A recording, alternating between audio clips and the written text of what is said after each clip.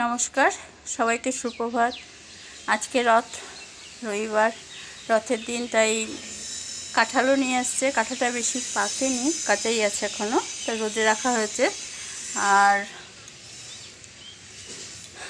আচারটা সকাল থেকে দুদিন রোদে দেওয়া হয় না, কারণ বৃষ্টি ছিল।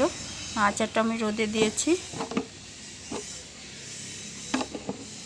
আমের আচার। এবার বাসি কাজ সেরে আমি রান্না বসিয়ে দিয়েছি। তো শাকটা কাটবো। আজকে আবার দুর্গাপুজোর প্যান্ডেলের ওখানে খুঁটি গাড়বে, ওখানে যেতে হবে।